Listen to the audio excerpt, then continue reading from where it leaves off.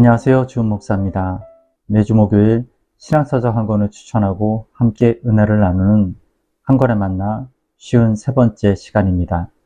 오늘 함께 나눌 책은 김종철 지음 이스라엘 평화가 사라져버린 5000년 성서의 나라입니다. 본서는 작가이며 다큐멘터리 영화 감독인 저자가 취재와 촬영을 위해서 이스라엘을 수차례 방문하면서 연구와 답사, 그리고 자기의 생생한 체험을 담아서 중동 분쟁의 중심지인 이스라엘에 대해 쉽게 풀어쓴 분석서입니다. 현대 이스라엘에 포장되지 않은 민낯과 중동 분쟁에 대한 다각적인 분석도 함께 담고 있습니다. 저자인 김종철 감독님은 극동방송에서 7년간 김종철의 재미있는 이스라엘 이야기를 진행하셨었고, EBS 세계 테마기행 이스라엘 편에서 해설을 담당하기도 하셨습니다. 이스라엘 관련 서적을 20권 이상 집필하셨고, 유대인과 아랍인들의 기독교 신앙을 소재로 다큐멘터리 영화 회복, 용서, 제3성전 등을 제작, 감독하셨습니다. 목차를 살펴보겠습니다. 1부 5000년 성서의 역사가 살아 숨쉬는 땅. 2부 갈등과 분쟁의 땅. 3부 유대인 이야기. 4부 팔레스타인 이야기. 복 이스라엘 여행 가이드. 책 속으로 들어가 보겠습니다. 이스라엘은 참으로 매력 있는 나라다. 우리나라보다도 훨씬 작은 땅에 바다와 호수, 강과 만년설, 사막과 광야가 있다. 자연도 변화무쌍하다. 현대의 도시 속에 최첨단 기술 연구소가 있는가 하면 5000년 전의 흔적이 눈을 돌리는 곳마다 기다리고 있다. 실탄이 장전된 총을 맨 군인들이 가는 곳곳마다 지키고 있는가 하면 밤이면 터질 듯 꽉 죄는 청바지를 입은 젊은이들이 거리에 앉아 커피를 마시는 낭만이 있는 곳이다. 누군가가 자기 얼굴을 알아볼까봐 그러기나 하는 듯 얼굴을 칭칭 감고 눈만 매놓는 히잡을 뒤집어 쓴 아랍 여인이 있는가 하면 그 옆으로는 허리춤이 다 드러나는 탱크탑을 입은 이스라엘 여인이 헤나 문신을 한 팔을 흔들며 지나가고 있는 곳이다. 때만 되면 곳곳에 첨탑에서 들려오는 무슬림의 기도 소리가 시끄럽게 들리다가도 잠시 후면 어디서 무슨 일이 생겼는지 앰뷸런스의 사이렌 소리가 고막을 찢으며 지나가는 곳이다. 가는 곳마다 성경책이나 역사책에서 반드시 한 번쯤 들어봤을 만한 유적지가 있고 수천 년의 역사와 문화가 지금도 그대로 살아서 팔딱거리고 있다.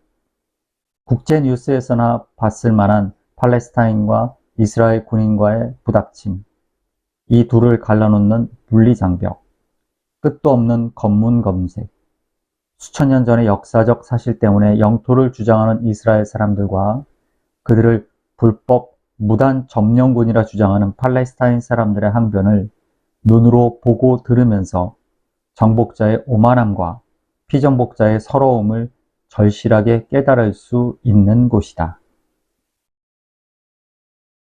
저자는 책의 서두에 이스라엘이라는 나라에 대해 외부인들이 가지고 있는 선입견들을 내려놓고 그 땅의 민낯을 보라고 권합니다. 포장지들을 풀어놓고 혹은 편견의 틀을 벗겨놓고 보는 진짜 이스라엘을 80여 차례 이상 방문했던 저자의 생생한 체험을 담아 이야기해주고 있습니다.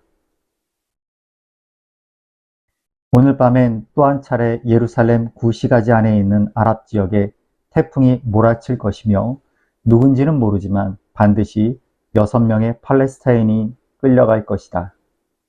그들은 항상 6배의 보복 원칙을 가지고 있으니까. 그렇다. 여관 주인의 말에 의하면 이스라엘은 항상 6배의 보복 원칙을 앞세워 팔레스타인을 향한 복수의 잔치가 벌어진다고 한다. 팔레스타인의 폭탄 테러에 의해서 이스라엘 사람 10명이 죽으면 이스라엘은 반드시 전투기와 탱크를 앞세워 60명의 팔레스타인 사람을 죽이는 형국. 그 60명의 사람이 테러의 당사자이든 당사자가 아니든 그건 따지지 않는다. 상대가 테러와는 전혀 무관한 어린아이든 아기 엄마든 일단 숫자만 채우면 된다.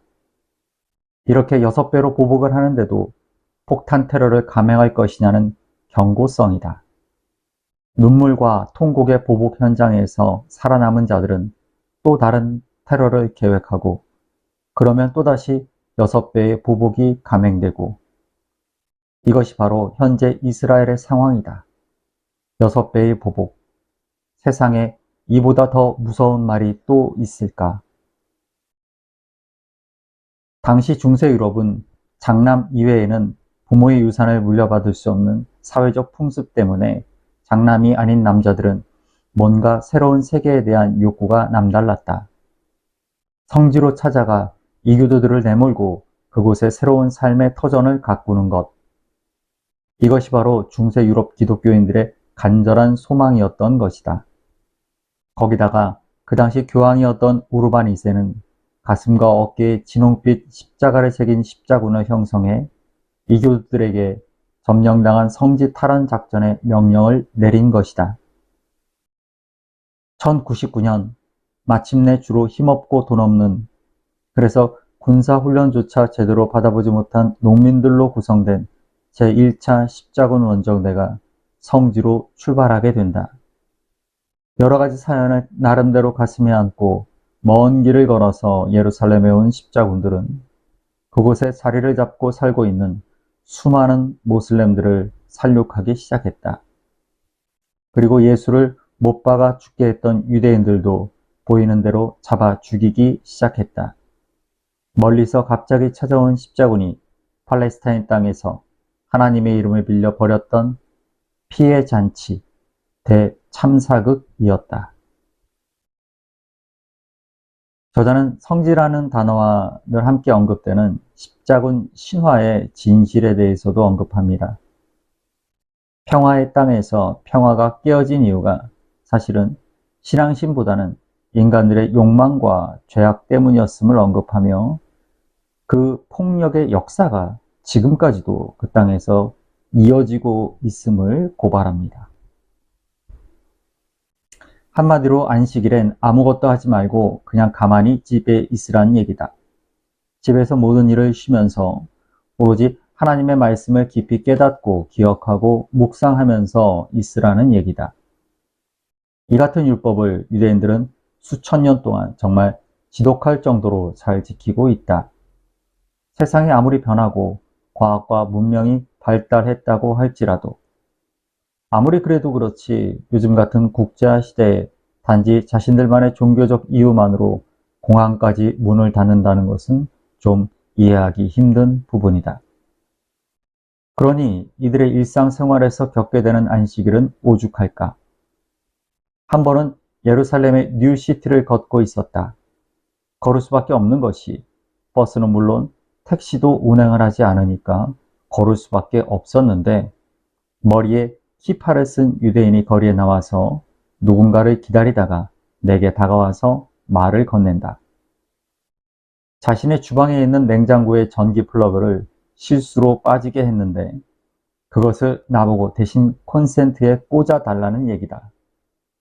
자신은 안식일이라 일을 할 수는 없지만 이방인은 율법 따위를 애당초 따르지 않으니 일을 시켜도 상관이 없다는 생각이었나 보다. 중세시대에 가톨릭에서는 남에게 돈을 빌려주고 이자를 받는 것을 금지했다.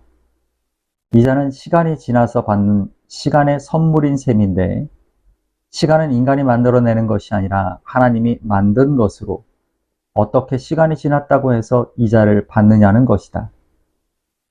따라서 중세 가톨릭 신자들은 돈을 빌려주고 이자를 받는 일을 종교법으로 금했다. 이자가 없으니 자연히 돈을 빌려주는 사람이 없고 그래서 유대인들에게 돈을 빌리는 수밖에 없었다.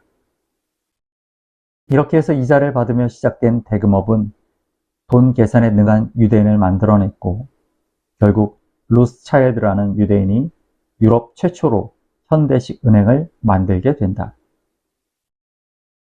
유대인은 수입의 10분의 1은 반드시 남을 위해 쓴다.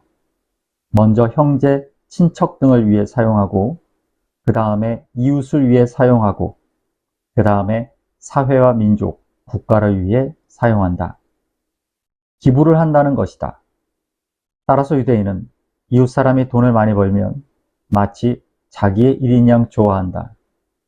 그 부자가 번 돈 10분의 1은 분명히 이웃을 위해 쓰기 때문이다. 물론 수입의 액수가 클 경우 그 돈의 10분의 1도 결코 작은 금액이 아니다. 그러나 유대인이 이 돈마저도 과감히 이웃을 위해 사용할 수 있게 하는 것은 바로 돈에 대한 개념이 우리와 다르다는 것이다. 교육의 기본은 가정이다. 특히 안식일 날 온 가족이 둘러앉아 기도를 하고 식사를 끝낸 다음 대화를 하면서 가정교육은 시작된다. 이때 오고 가는 대화의 내용도 역시 교육에 관한 것이다. 아버지는 한 주일 동안 자녀가 학교에서 어떤 내용의 교육을 받았는지 물어보면 아이들은 아버지에게 학교에서 있었던 일들을 이야기하면서 복습하는 시간을 갖는다. 이런 식의 대화 교육은 어제 오늘 생긴 것이 아니며 이미 수천 년 동안 관습처럼 이어져 내려온 것이다. 이 대화를 통해 아이들은 아버지가 자녀들의 교육에 얼마나 많은 관심을 갖고 있는지 깨닫게 되며 자신들의 교육이 얼마나 중요한가를 스스로 느끼게 된다. 물론 안식일에는 텔레비전을 보지도 않고 라디오를 듣지도 않는다. 오직 가족과 함께 대화를 나누고 가까운 시나고그, 유대교 예배당에 가족이 함께 찾아가 성경 말씀을 읽는다. 어려서 엄마가 들려주는 탈무드 이야기를 듣고 자라나 안식일이면 아버지와 함께 나누는 안식일의 대화. 어떤 경우에도 교육의 끈은 끊을 수 없다는 절박하고 당연한 교육열.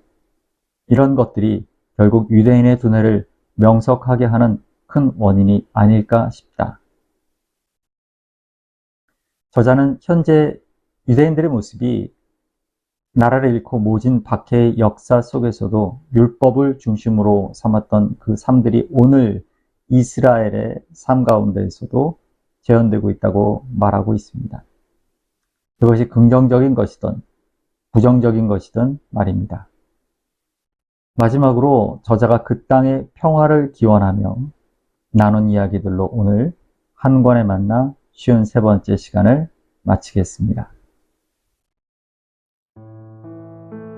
이스라엘은 몇 년 전부터 라말라와 베들레헴, 나블루스, 웨스트뱅크에 높이 8m의 높다란 콘크리트 장벽을 660km나 되는 엄청난 길이로 세워놓았고 베들레헴의 장벽은 그중 일부에 지나지 않는다.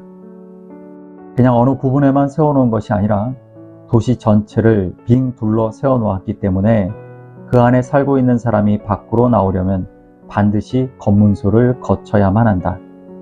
한마디로 그 안에 있는 팔레스타인 주민들이 아무나 쉽게 밖으로 나올 수 없게 고립시켜 놓은 것이고 절대로 그 장벽을 넘을 수 없을 만큼 견고하다. 예루살렘을 비롯한 그 어느 곳을 가도 유대인의 가정집은 어김없이 빨간색이다. 이상한 일이다.